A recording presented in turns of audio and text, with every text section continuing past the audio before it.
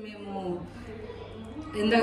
ముందు వీడియోలో country delight పాలు తీసుకున్నామని చెప్పాం కదా, పాలతో రసమలై ట్రై చేస్తున్నాం అనమాట. ఫస్ట్ ముందుగా ఒక గిన్నె తీసుకొని అందులో 2 పాల ప్యాకెట్ వరకు పాలు వేసుకుంటున్నాం.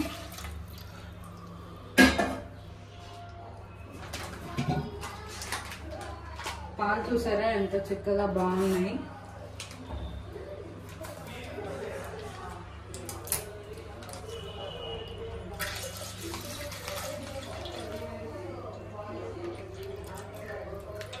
ఇప్పుడు స్టవ్ ఆన్ చేసి పాలను మరగనిద్దాం.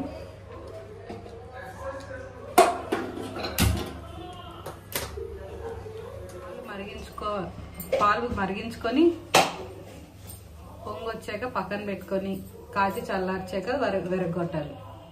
ఇంకో పాలు ప్యాకెట్ తీసుకొని ఒక గిన్నెలో వేసుకొని వేడి చేసుకోవాలి.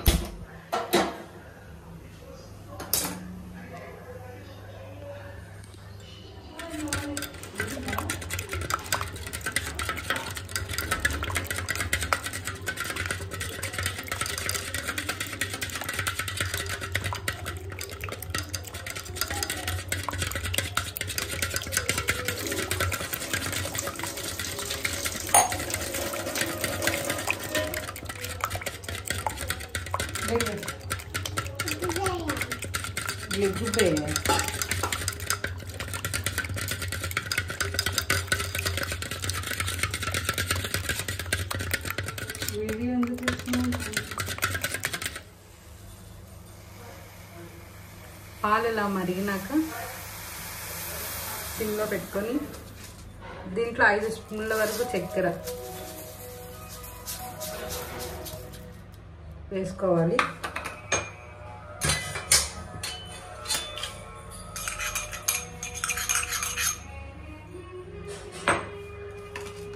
స్మెల్ కోసం 1 స్పూన్ వరకు ఇలాచీ పౌడర్ వేసుకోవాలి.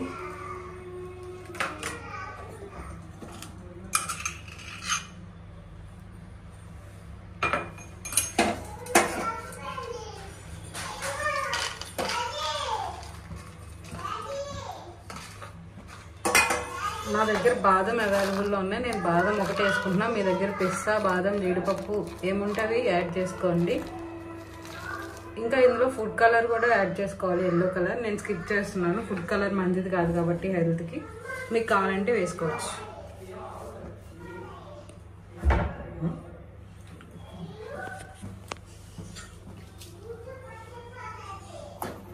కలుపుకోవాలి ఇలా.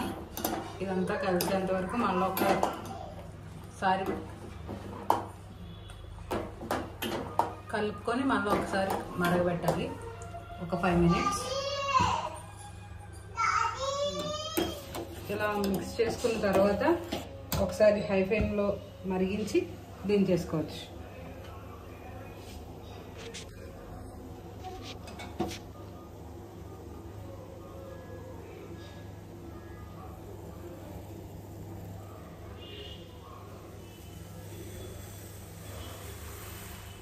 ఆఫ్ చేసేసి స్టవ్ పక్కకు తీసేస్తుంది. ఇవి చల్లారేటట్టు చూసుకోవాలి. కొంచెం గోరువెచ్చగా అయిన తర్వాత ఫ్రిడ్జ్లో పెట్టుకోవాలి. పాల ప్యాకెట్లు పాలు పక్కన పెట్టాం కదా, అవి గోరువెచ్చగా అయ్యాయి. ఇందులో ఒక నిమ్మకాయ రసం తీసుకొని ఆ నిమ్మకాయ రసంలో కొంచెం వాటర్ మిక్స్ చేసుకొని ఈ పాలల్లో కలపడం. ఇవి పాలు ఎరగొట్టడానికి నేను నిమ్మకాయ యూజ్ చేశాను, మీరు వెనిగర్ కూడా యూజ్ చేయొచ్చు.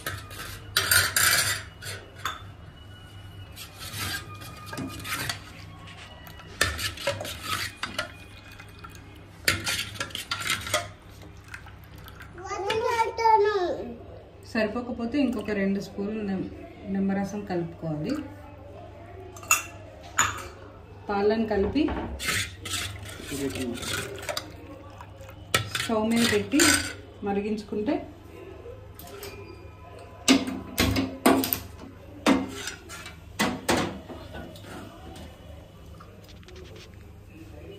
ఇప్పుడు నీళ్లు వేరేగా పాలు వేరేగా అవుతాయి, ఇరిగిన పాలు వేరేగా వస్తాయి. అలా వచ్చే వరకు మరిగించుకోవాలి. చూసారా పాలు ఎలా ఇరిగిపోయావో? సిమ్లో పెట్టి మరబెట్ట చూడండి, మొత్తం ఇరిగిపోయాయి.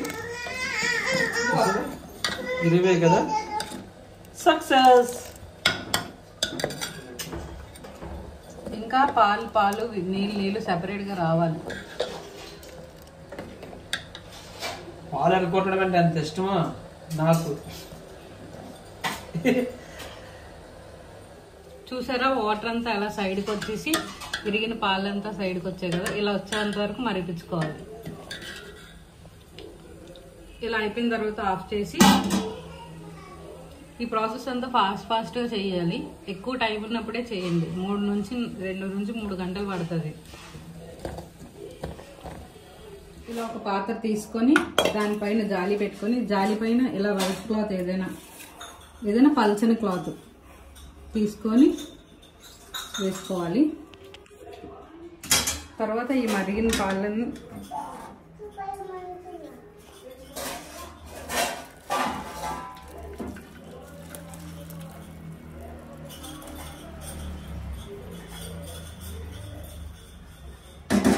వేసి వడకట్టుకొని దీనిని ఇలా వచ్చిన ఈ డబ్లో కొంచెం చల్ల వాటర్ వేసుకొని వాష్ చేసుకోవాలి. ఎందుకు వాష్ చేసుకుంటున్నామంటే నిమ్మకాయ పులుపు తగలకుండా ఉండడానికి. అలా నిమ్మకాయ పులుపు తగిలితే రెసిపీ పాడైపోతుంది అన్నమాట.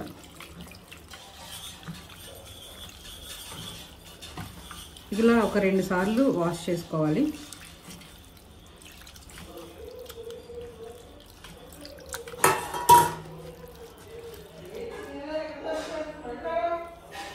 ఫైనల్గా ఇదంతా ఒక దగ్గరకు తీసుకొని ఇందులో ఉన్న వాటర్ అంతా పిండేయాలి. చూసారా 2 పాల ప్యాకెట్లకి ఎంత వచ్చిందో.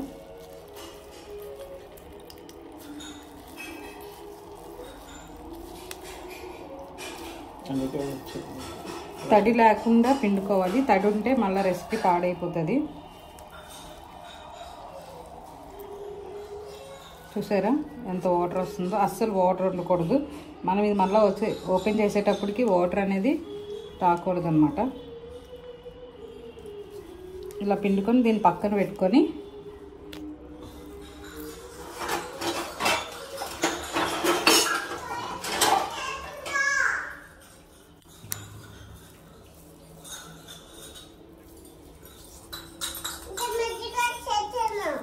మీకు ఎంత బలం ఉంటే అంత ఉపయోగించి దీన్ని పిండండి, వాటర్ లేకుండా. ఈ డఫ్ని ఇలా పక్కన పెట్టుకొని ఈలోపు పంచదార పాకం పెట్టుకోవడం చూద్దామండి. ఇప్పుడు ఇంకొక బౌల్ తీసుకొని అందులో 350 గ్రామ్స్ వరకు షుగర్ యాడ్ చేసుకోవాలి. నేను 2 పాల ప్యాకెట్లు ఎరగొట్టి ఒక పాల ప్యాకెట్ని పాలు చేసుకున్నాను కదా. సో నేను చెప్పిన కన్సిస్టెన్సీలోనే మీరు తీసుకుంటే మీ రెసిపీ అనేది నాలా వస్తుంది.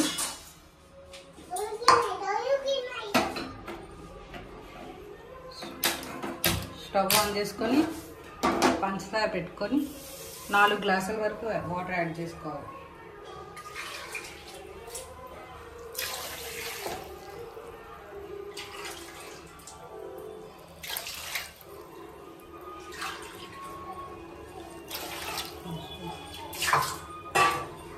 ఇది కరిగే వరకు మిక్స్ చేసుకొని కలుపుకోవాలి.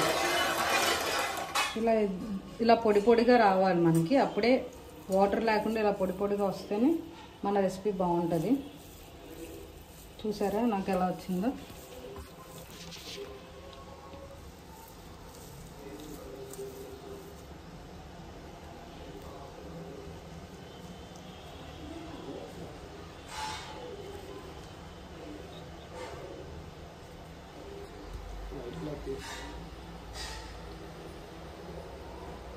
ఇప్పుడు ఇలా పొడి పొడిగా కనిపిస్తుంది కదా.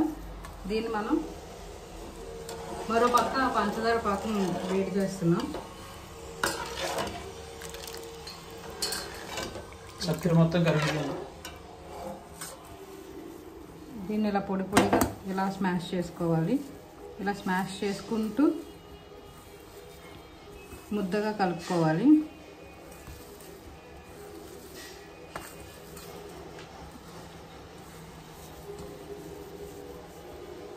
ఫైనల్గా ఇలా ఒక డఫ్లా అవుతుంది.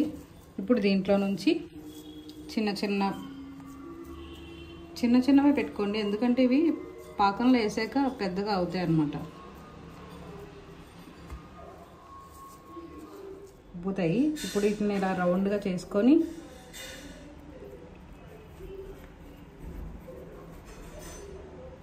మెత్తగా ఇలా నొక్కుకోవాలి.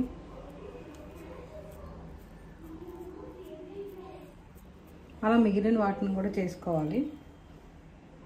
వేసుకున్నాక 10 నిమిషాల వరకు లో ఫ్లేమ్లో ఉడికించుకోవాలి. పాకం ఇలా నీళ్ళలోనే రావాలి, ఎక్కువ ముద్దగా రాకూడదు. మేము కొన్ని రౌండ్ షేప్లోని కొన్ని రసమలై షేప్లోని చేసుకున్నాం. ఇవి ఇలా పంచదార పాకంలో వేసి 10 నిమిషాల వరకు స్టవ్ సిమ్లో ఉంచి మాత్రమే ఉడికించాలి. మూత పెట్టి ఉడికిద్దాం 10 నిమిషాలు.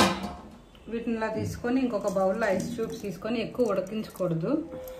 ఉడికించకుండా చల్లగా అవ్వడానికి ఐస్ ముక్కల్లో వేసుకోవాలి.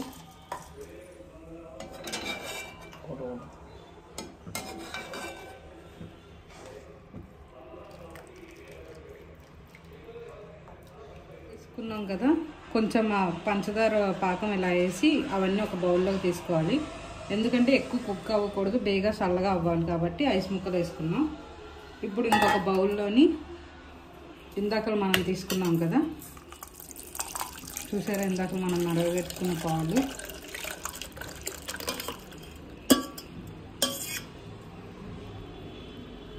ఎంత బాగున్నాయో. ఇప్పుడు ఇందులో నుంచి ఇది ఒకటిగా తీసుకొని ఇలా కూడా తినొచ్చు.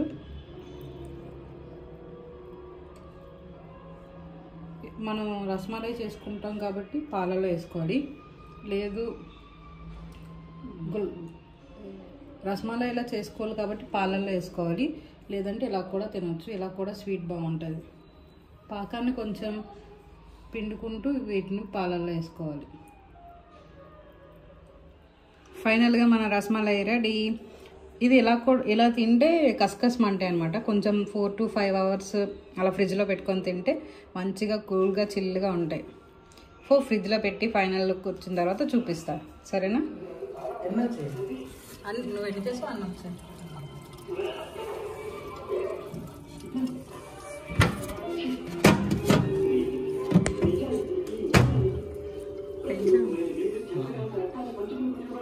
Bye bye.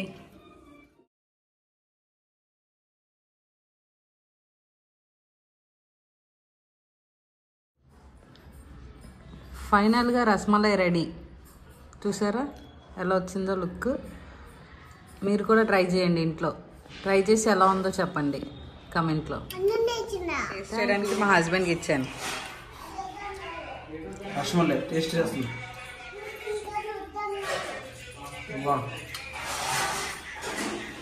సూపర్ సూపర్ ఉంది. రేటింగ్ ఇస్తావు కదా ఇవ్వు. 5కి 3.5.